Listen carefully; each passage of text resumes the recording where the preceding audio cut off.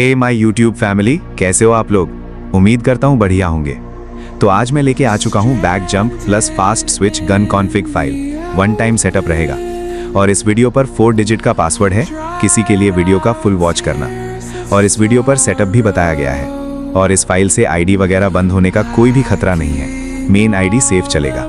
अब तुम लोग गेम प्ले भी देख लो, बैक जंप के साथ कितना तगड़ा गेम प्ले हो रहा है।